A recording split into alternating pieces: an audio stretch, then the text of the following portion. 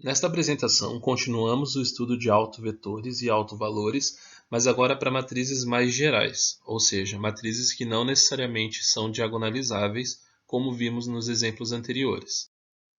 Vamos começar estudando então a seguinte matriz. Essa matriz possui polinômio característico lambda ao quadrado mais 1, e dessa forma, esse polinômio não tem raízes reais. Assim, essa matriz não tem autovalores reais e também não vai ter necessariamente autovetores associados a esses autovalores que não existem. Então, podemos pensar essa matriz, esse polinômio, como sendo p de lambda igual a lambda ao quadrado mais 1 no conjunto dos números complexos. E assim, podemos fatorá-lo com suas raízes complexas, lambda mais i e lambda menos i. Se olharmos para um polinômio complexo, todo polinômio, um polinômio real com coeficientes reais mais definido no conjunto dos números complexos, todos os polinômios pelo teorema fundamental da álgebra possuem n raízes reais, se for um polinômio de grau n. E assim, qualquer polinômio característico de qualquer matriz vai ter n raízes complexas. Para essa matriz e para esses autovalores, vamos tentar encontrar então o que seria um autovetor associado a esses autovalores, um autovetor complexo. Então, se substituímos W como sendo W1, W2, um vetor de C2, ou conjunto dos números complexos, dos pares ordenados complexos, então nós temos que A menos lambda I vezes W, que é um vetor W1, W2, deve ser igual a zero. O sistema linear pode se resumir como sendo W1 igual a I vezes W2, tanto para a primeira quanto para a segunda equação. Com isso, nós obtemos um par de autovetores, um para cada autovalor. Para lambda igual a I, nós temos um autovetor 1i, por exemplo, se a gente coloca W2 igual a I. E para o autovalor menos i, nós temos um autovetor associado i menos 1. Esses então formam os autovetores generalizados dessa matriz, associados aos autovalores i e menos i. Dessa forma, se nós pensarmos na matriz A como sendo uma matriz que está no conjunto das matrizes complexas, matrizes com entrada complexas, ela é semelhante à seguinte matriz diagonal, I e menos I, que seriam seus autovalores generalizados. A matriz de conjugação também vai ser uma matriz complexa, 2 por 2, e ela é dada pela matriz pelos autovetores nas colunas, bem como nós já vimos antes para o caso de matrizes reais. Vamos a um breve exemplo. Então, a matriz dada por AB menos BA, ela possui polinômio característico A menos lambda ao quadrado mais B ao quadrado. Ou seja, seus autovalores são números complexos dados por A mais BI. Então, essa matriz ela deve ser similar a uma matriz A mais BI, A menos BI, nas diagonais, na diagonal principal, que são os dois autovalores associados a essa matriz. Para isso, nós devemos pensar qual é a matriz de conjugação, e a matriz de conjugação vai ser a matriz cujas colunas são os autovetores associados a cada um desses autovalores. E esses autovetores são dados por 1i, 1 menos i. Bom, A é uma matriz real, mas seus autovalores são dois números complexos. E aqui elas estão sendo similares, né? Dá para ver que ela é similar a uma matriz diagonal complexa. Ela, no entanto, não é diagonalizável num sentido real, uma vez que não conseguimos encontrar uma matriz invertível que transforme ela numa matriz que transforme ela semelhantemente a uma matriz diagonal real. Vamos enunciar então a seguinte proposição, que reúne alguns conceitos de autovetores e autovalores complexos.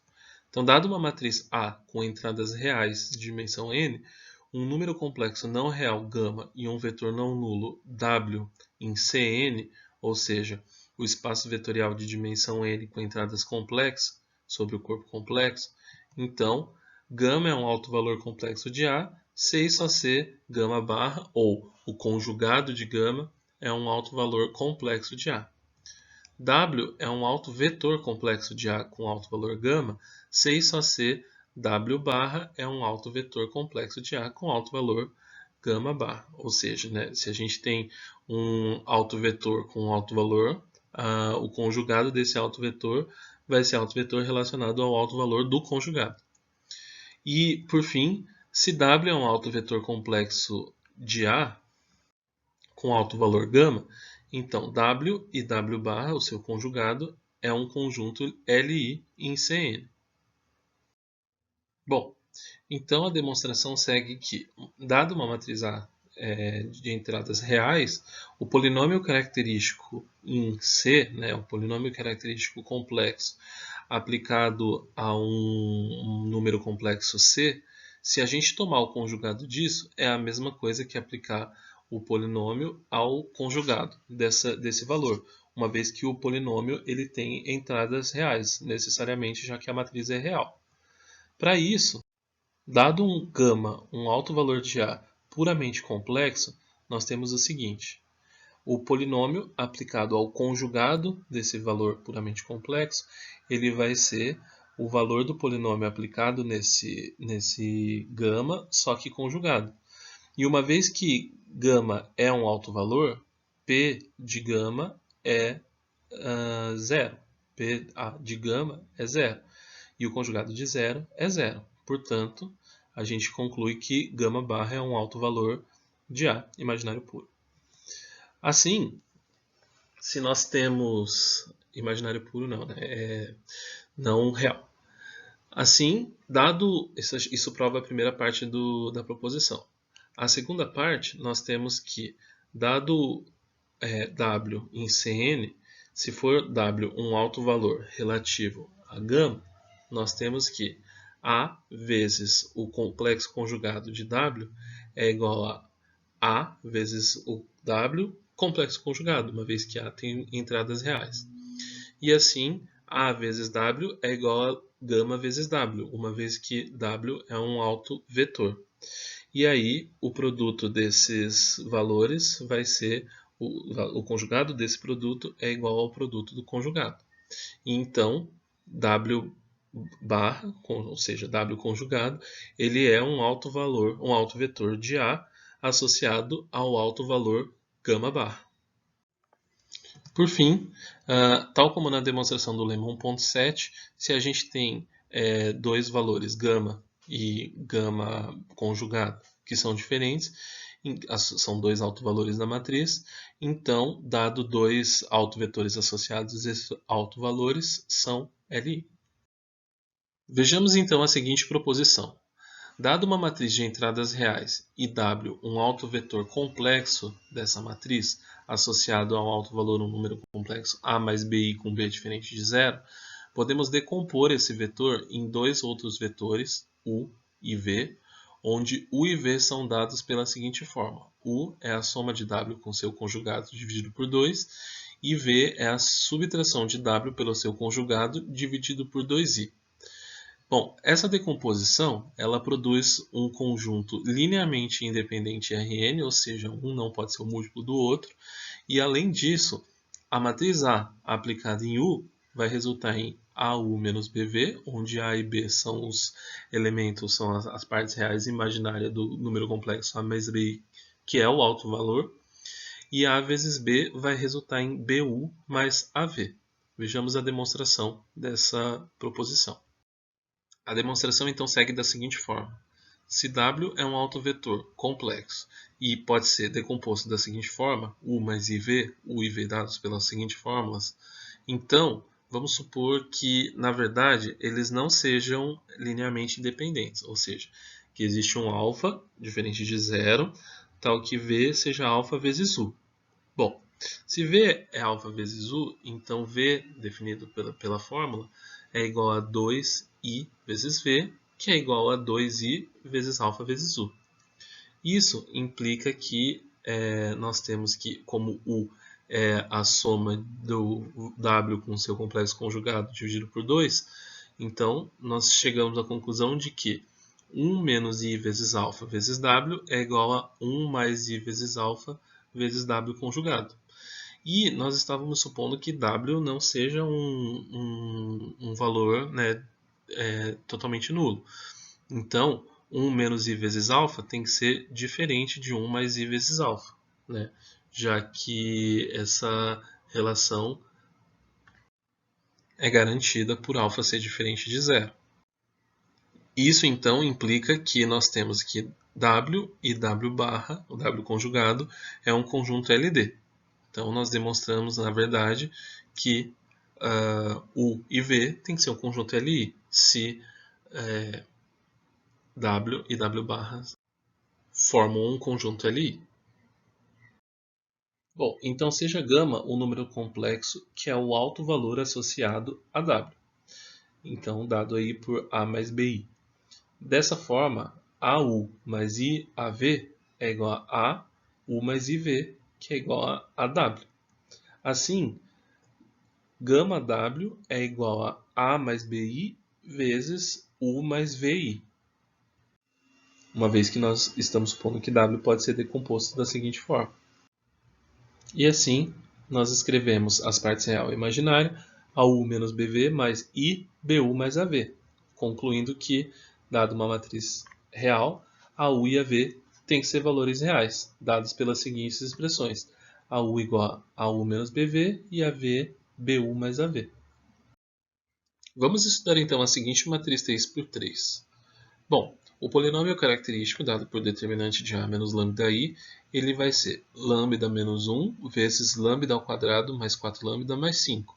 E essa segunda parte não tem raízes reais. Então, vamos entender o que isso significa para a fatoração desse problema.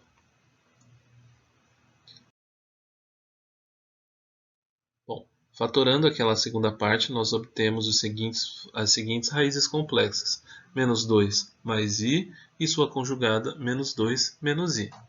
Assim, os autovalores generalizados dessa matriz são 1, menos 2 mais i e menos 2 menos i. Bom, agora vamos procurar então um autovetor associado ao segundo autovalor, por exemplo. Então, dado W igual a W1, W2, W3, nós temos que o segundo autovalor, por exemplo, menos 2 mais i, obtemos o seguinte sistema para W1, W2, W3, cuja solução, vocês podem ver, nada mais é do que 2 menos 3 mais i e menos 3 menos i, por exemplo. Isso é um autovalor complexo, autovetor complexo, associado ao autovalor menos 2 mais i.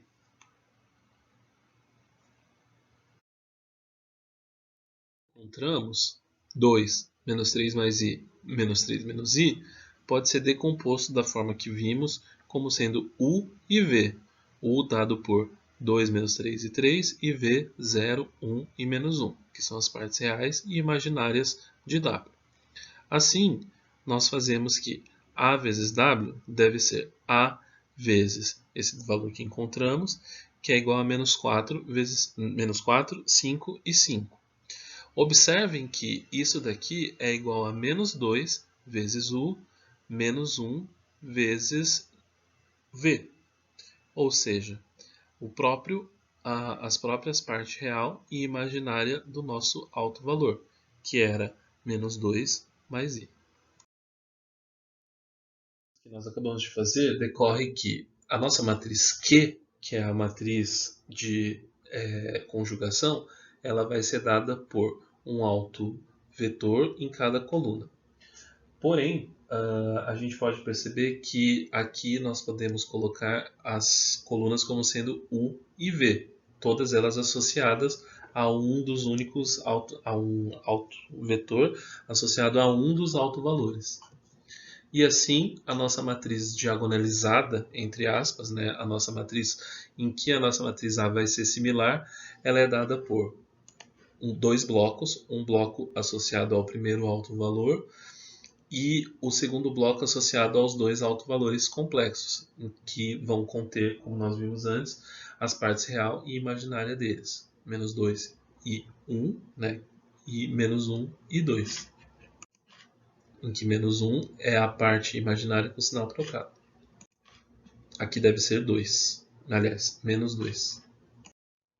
Vamos reunir então nossos achados num grande teorema que vai ser demonstrado e explicado por partes, que é o teorema da forma canônica de Jordan 2 por 2, em matrizes tamanho 2 por 2. Bom, então dependendo das duas raízes lambda1 e lambda2 de um polinômio característico de uma matriz real, ocorre exatamente um dos seguintes casos de classes de equivalências de semelhanças de matrizes.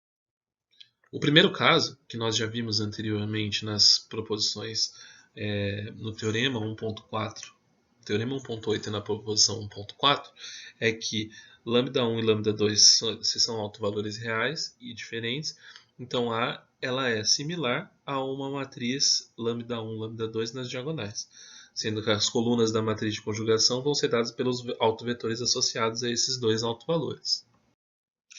O segundo caso é o caso em que os autovalores são reais, porém repetidos, e também pode ser dividido em duas partes. A primeira parte é quando a dimensão do núcleo do autoespaço associado a esse autovalor repetido é 2. Com isso, nós teremos que a matriz vai ser similar a uma matriz diagonal, cuja diagonal é dada pelo próprio autovalor λ0, ou seja, a matriz vai ser λ0 vezes a identidade. A demonstração é bem simples nesse caso, uma vez que se lambda1 e lambda2 são dois valores iguais a lambda0, o nosso polinômio característico pode ser escrito como sendo lambda menos lambda0 ao quadrado, uma vez que lambda1 é igual a lambda2. Assim, a dimensão do núcleo desse autoespaço vai ser 2, por hipótese, garantindo que A menos lambda0 vezes a identidade seja a própria matriz nula, ou seja, A tem que ser lambda0 vezes a identidade. Agora, para o caso B, em que a dimensão do núcleo do autoespaço associado ao autovalor λ0 é 1, então nós teremos que a matriz vai ser similar a uma matriz com λ0, o autovalor na diagonal, e 1 abaixo dessa diagonal. E as colunas da matriz de conjugação linear vão ser dadas por um vetor U fora desse autoespaço e o autovetor V, que é AU menos λ0U de A associado ao autovalor λ0. Da mesma forma que antes, o polinômio característico vai ser lambda menos lambda0 ao quadrado, já que os autovalores são iguais. Por hipótese, temos que a dimensão do núcleo de A menos lambda0i, que é o autoespaço associado ao autovetor lambda0, é 1. Pelo teorema do núcleo e imagem, nós temos que a dimensão da imagem também deve ser 1, uma vez que estamos em R2. Assim, temos a seguinte expressão. Podemos aplicar o teorema de Cayley para mostrar que A menos lambda0i aplicado em A menos lambda0i, ou melhor, a multiplicação dessas duas matrizes, é igual a A menos lambda0i ao quadrado, que é o polinômio característico aplicado à matriz. E pelo teorema de Cayley, a matriz anula o seu polinômio característico. Então, esse daí deve ser a matriz nula. Bom, uma vez que isso é a matriz nula, nós temos que a dimensão do núcleo de A menos lambda0i ao quadrado deve ser 2. E assim, A menos lambda0i aplicado no vetor A menos lambda0i vezes U tem que ser 0 para qualquer U em R2, para qualquer vetor U. Portanto, a imagem da matriz A menos lambda0i ela deve estar dentro do núcleo de A menos lambda0i. Continuando, esses dois espaços eles têm mesma dimensão. Se um está dentro do outro, eles devem ser iguais. Então, dado um vetor U de R2 que não está nesse conjunto, que não está no núcleo A menos lambda0i, ou seja, não está no autoespaço associado a lambda0, então U diferente de zero implica que A menos lambda0i vezes U é diferente de zero, já que ele não está no núcleo. Assim, se defina V como sendo menos A menos lambda0i vezes U. Isso tem que ser diferente de zero, uma vez que U é diferente de zero. Assim, U é diferente de zero, não. A menos lambda0i vezes U é diferente de zero. Assim, somando essas duas expressões, a seguinte expressão para U e a definição de V, ou melhor, somando a expressão para U com V, nós temos que AU mais V é igual a λ0 vezes U, uma vez que basta passar isso para o lado direito. Assim, nós temos que V é um elemento da imagem de A menos lambda 0i, uma vez que ele é A menos lambda 0i vezes menos U, e V, a imagem dessa matriz, é igual ao núcleo dessa matriz. Então, o V está dentro do núcleo também. Assim, V, por estar no núcleo dessa matriz, ele é um autovetor associado a lambda 0. Concluímos, então, que o V é uma base de R2. Já que V gera esse subespaço e U está fora desse conjunto que é o núcleo de A menos lambda 0 vezes I. Bom, então vamos definir a matriz Q como sendo a matriz cujas colunas são U e V, definidos acima. Então, seja J a matriz em que lambda 0 é o autovalor que está na diagonal principal com 1 abaixo da diagonal principal, nós temos que J vezes E1 vai ser dado por lambda 0 E1 mais E2, e J vezes E2 é igual a lambda 0 E2. Assim, A vezes Q vezes E1, que é igual a A vezes U, vai ser lambda 0 vezes U mais V.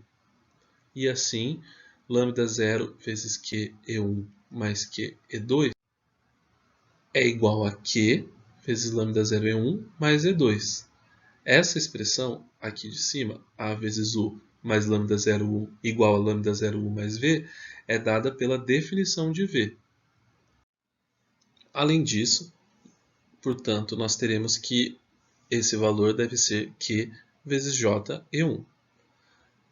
Além disso, nós temos que A vezes Q E2 vai ser diretamente calculado como sendo AV igual a lambda 0V igual a lambda 0Q E2, ou seja, Q vezes J E2. Então, chegamos à conclusão de que A vezes Q igual a Q vezes J, porque as colunas de AQ são iguais às colunas de QJ. E no último caso, nós temos que, se a gente tiver dois autovalores complexos que são necessariamente conjugados, então a matriz tem que ser similar a uma matriz do tipo AB menos BA, onde A e B são as partes reais e imaginárias dos nossos autovalores. As colunas da matriz de conjugação linear vão ser dadas pela parte real e pela parte imaginária de qualquer autovalor complexo de A, associado ao autovalor λ1, ou também associado ao autovalor λ2. Então, para os autovalores λ1 e λ2 são complexos conjugados dados por A mais BI, A menos BI, B diferente de zero. E também para os nossos autovetores complexos, que pode ser decomposto na forma U mais IV, em que U e V são dois vetores de R2, nós temos que UV é um conjunto LI, como nós já vimos antes. Então, que a matriz dada pelas colunas U e V, ela tem que ser invertível. Q vezes E1 é igual a 1, U, e Q vezes E2 é igual a V. Assim, AU dada por AU, A minúsculo U menos BV, e AV, B minúsculo vezes U mais A minúsculo vezes V, nós podemos definir a matriz J como sendo A menos B, B e A, de forma que JE1 vai ser AE1 menos BE2 e JE2 BE1 mais AE2. Isso é simples de ver. E por fim, nós temos que A vezes Q vezes E1 e A vezes Q vezes E2 vão ser iguais a AU e AV, que vão ser por sua vez iguais a AU menos BV e BU mais AV. Portanto, isso deve ser AQE1 menos BQE2 e também BQE1 mais AQE2. Conclui-se então que nós podemos pegar Q e aplicar aos vetores AE1 menos BE2 e BE1 mais AE2, que são nada mais do que JE1 e JE2. Concluímos então que as colunas de AQ são as mesmas colunas de QJ, ou seja, A é similar a J, uma vez que Q é invertível. Finalizamos então a apresentação, após toda essa incursão na álgebra linear de autovetores e autovalores complexos e generalizados, com o seguinte corolário. Nós temos que, dado W um autovetor complexo de uma matriz com alto valor associado lambda igual a mais bi, b diferente de zero, e dada a decomposição U mais IV de W, aquela decomposição que nós já vimos em dois vetores de Rn, então as únicas soluções do sistema x' igual a x com x de 0 igual a u e y de 0 igual a v são essas duas funções dadas por x de t igual a e elevado a t cosseno de btu menos seno de btv e y de t igual a e elevado a t seno de btu mais cosseno de btv. Vamos ver a demonstração então. Então, dado W nosso autovetor da matriz A complexo, que pode ser decomposto da forma que nós vimos antes, U mais IV, em que U e V são dois vetores do Rn, e lambda, o autovalor associado a esse autovetor, seja A mais BI, então escrevemos a seguinte função complexa z de t igual a e elevado a lambda t vezes W. Assim, ao fazer a derivação z' de t, teremos que isso daí é igual a lambda e elevado a lambda t vezes W, que é igual a e elevado a lambda t vezes a vezes W, uma vez que lambda W é igual a vezes W, já que W é um autovetor associado ao autovalor lambda da matriz A. E assim, podemos escrever a e elevado a lambda t vezes W, e aí obtemos isso igual a vezes z, ou seja, z é uma solução de uma equação diferencial complexa associada. Notem, portanto, que z de t é igual a e elevado a mais bi vezes t vezes, aplicado ao vetor u mais i vezes v. Em compensação, podemos quebrar essa exponencial e elevado a mais bi em duas outras exponenciais, e elevado a t e e elevado a bi vezes t. A parte e elevado a t nós mantemos, e a parte da exponencial complexa utilizamos a regra de Euler dizendo que isso daí é igual a cosseno de bt mais i seno de bt, vezes o vetor u mais iv.